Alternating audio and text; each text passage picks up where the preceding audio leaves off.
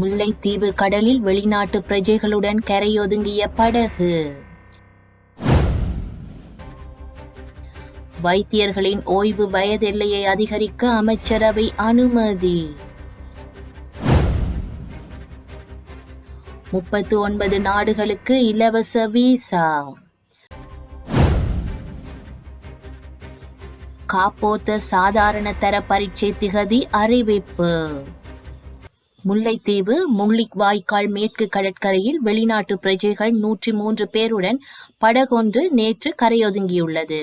குறித்த படகு மியன்மாரிலிருந்து 103 பயணிகளுடன் திசை மாறி கரையொதுங்கியுள்ளது. படகில் 25க்கும் மேற்பட்ட சிறுவர்களும் உள்ளடங்கியிருக்கின்றனர். அவர்களை மீட்டு கரைக்கு கொண்டு வரும் நடவடிக்கையில் முல்லைத்தீவு மீனவர்கள், கடற்படையினர், இராணுவத்தினர், போலீசார் ஈடுபட்டு வருகின்றனர்.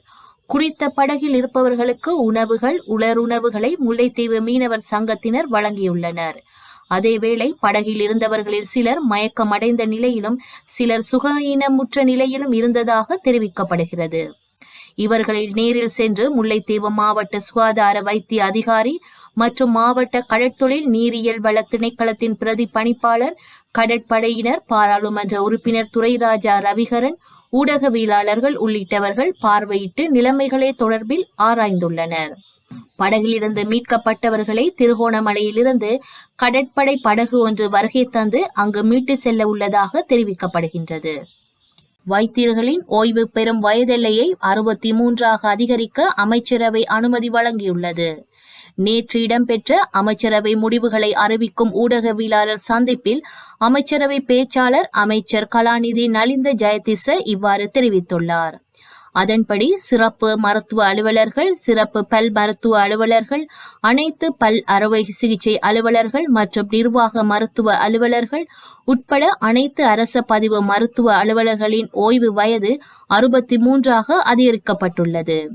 அதேவேளை முன்னதாக மருத்துவர்களின் ஓய்வு பெறும் வயதெல்லை 65ஆக இருந்தது. பின்னர் அது 60ஆக குறைக்கப்பட்டிருந்தமை குறிப்பிடத்தக்கது. இலங்கை 39 நாடுகளுக்கு இலங்கை இலவச விசா வழங்க உள்ளது. அதன்படி 2025ஆம் ஆண்டு ஜனவரி மாத தொடக்கத்தில் 39 நாடுகளுக்கு இலவச விசா வழங்க உள்ளதாக இலங்கையின் வெளிவிவகார அமைச்சர் விஜித்த ஹேரத் தெரிவித்துள்ளார். இந்த நடவடிக்கையால் இந்தியா உட்பட வெளிநாட்டு சுற்றுலா பயணிகள் இலங்கைக்கு வருவதை எளிதாக்கும் எனவும் அமைச்சர் குறிப்பிட்டுள்ளார். கல்வி பொது தராதர சாதாரண தரம் 2024-2025 பரீட்சையை எதிர்வரும் 2025ஆம் ஆண்டு மார்ச் 17ஆம் திகதி ஆரம்பிக்க இலங்கை பரீட்சைகள் திணைக்களம் தீர்மானித்துள்ளதாக தெரிவிக்கப்பட்டுள்ளது.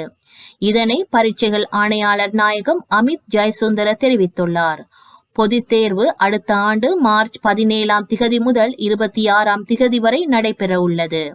தேர்வு குறித்த மேலதிக தகவல்களை 0112784208 0112784537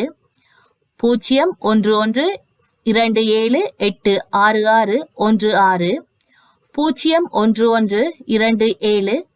0112786200 அல்லது 1911 என்ற தொலைபேசி இலக்கங்களுடன் தொடர்பு கொண்டு பெற்றுக்கொள்ள முடியும் எனவும் பரீட்சை ஆணையாளர் மேலும் தெரிவித்துள்ளார். ஆசிய அபிவிருத்தி வங்கியால் இலங்கை மின்சார சபையின் திட்டங்களுக்காக அங்கீகரிக்கப்பட்ட $150 மில்லியன் கடன் உதவிக்கான ஒப்பந்தம் கைச்சாத்திடப்பட்டுள்ளது. இந்த கடன் தொகையை இலங்கை அரசாங்கத்தினூடாக இலங்கை மின்சார சபைக்கு பெற்றுக்கொள்வதற்கான ஆரம்ப கட்ட பேச்சுவார்த்தை கடந்த அக்டோபர் மாதம் நடத்தப்பட்டது. அதன்படி கடந்த நவம்பர் மாதம் அதற்கான கடன் உதவிக்கு அனுமதி அளிக்கப்பட்டது. இந்த கடன் தொகையை பயன்படுத்தி நாட்டின் மின்சார அமைப்பின் ஸ்திர தன்மையை மேம்படுத்த பல அத்தியாவசிய திட்டங்களை மேற்கொள்ள மின்சார சபை திட்டமிட்டுள்ளது. மேலும் எதிர்காலத்தில் நாட்டில் நிர்மாணிக்கப்பட உள்ள பெரிய அளவிலான புதுப்பிக்கத்தக்க திட்டங்களின் அமைப்பில் சேர்க்கும் வகையில் பல அத்தியாவசிய டிரான்ஸ்மிஷன் லைன் திட்டங்களும் உருவாக்கப்படும் என எதிர்பார்க்கப்படுகிறது.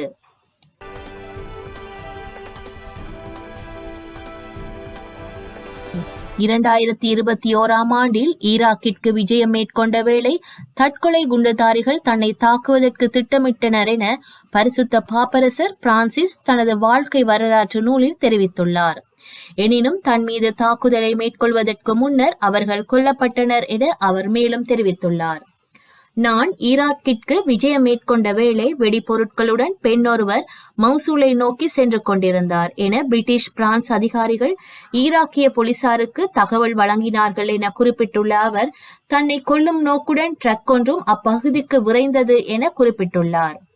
சுயசரிதையின் சில பகுதிகளை இத்தாலிய செய்தித்தாள் ஒன்று வெளியிட்டிருந்தது. ஈராக்கிய போலீசார் விரைந்து செயற்பட்டு தற்கொலை குண்டுதாரிகளை தங்களை தாங்களே வெடிவைக்க வைத்தனர் என பரிசுத்த பாப்பரசர் மேலும் தெரிவித்துள்ளார். ஆபிரிக்க நாட்டை புரட்டி போட்ட சிடோ புயலின் தாக்கத்தால் இதுவரை 100க்கும் மேற்பட்டோர் உயிரிழந்துள்ளதாக தகவல்கள் வெளியாகியுள்ளன. இந்திய பெருங்கடலில் உருவான காற்றழுத்த தாழ்வு மண்டலம் புயலாக வலுப்பெற்றது. இந்த புயலுக்கு சிடோ என பெயரிடப்பட்டது. கடந்த சில நாட்களாக கிழக்கு ஆபிரிக்கா அருகே கடலில் நிலை கொண்டுள்ள இந்த புயலின் தாக்கத்தால் மலாவியில் கனமழை கொட்டி வருகின்றது. இதனால் அங்கு ஊருக்குள் வெள்ளம் புகுந்து நூற்றுக்கணக்கானோர் உயிரிழந்துள்ளனர். இதேபோல் அண்டை நாடான மொசாம்பிக்காவையும் சீடோ புயல் தாக்கியது. குறிப்பாக நியாசா, கபோ டெல்கடோ உள்ளிட்ட கடலோர மாகாணங்கள் கடுமையாக பாதிக்கப்பட்டுள்ளன. இதனால் அங்குள்ள ஆறுகளின் நீர்மட்டம் அதிகரித்து தாழ்வான பகுதிக்குள் வெள்ளம் பெருக்கெடுத்து ஓடுகின்றது. புயல் காரணமாக மொசாம்பிக் நாட்டில் மட்டும் 34 பேர் உயிரிழந்துள்ளனர். மேலும் 300க்கும் மேற்பட்டோர் படுகாயமடைந்துள்ளதாக தெரிவிக்கப்படுகிறது.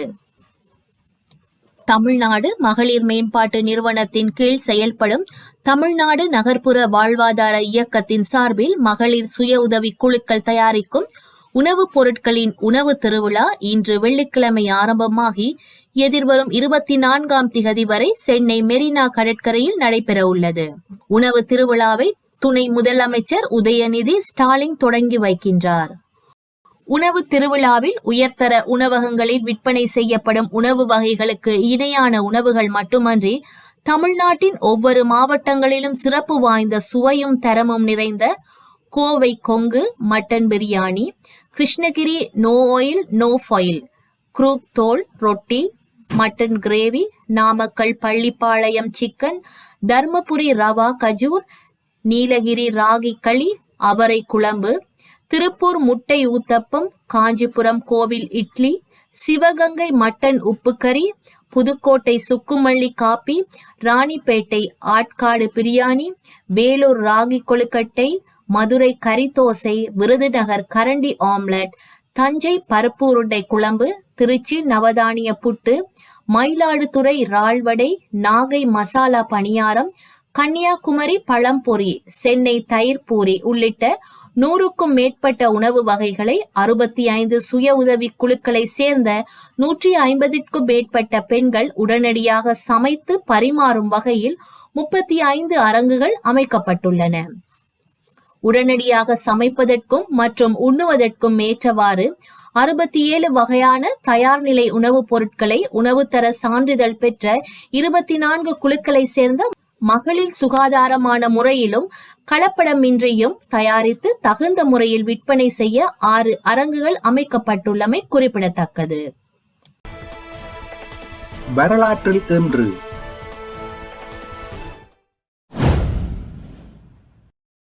1995 அமெரிக்க போயிங் விமானம் ஒன்று கொலம்பியாவில் மலையொன்றுடன் மோதியதில் 189 பேர் உயிரிழந்தனர். 2000 மிருசுவில் படுகொலைகள். யாழ்ப்பாணம் மிருசுவில் பகுதியில் 3 வயது குழந்தை உட்பட 8 பொதுமக்கள் இலங்கை இராணுவத்தினரால் படுகொலை செய்யப்பட்டனர்.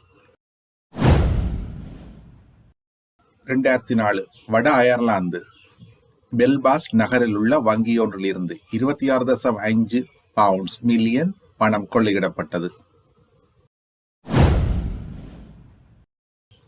2007 இரண்டாம் எலிசபெத் அதிக காலம் ஐக்கிய ராச்சியத்தின் ஆட்சியாளராக இருந்த பெருமையை பெற்றார். செய்திகளை உடனுக்குடன் தெரிந்து கொள்ள உடனே சப்ஸ்கிரைப் செய்து பெல் பட்டனை கிளிக் பண்ணவும்.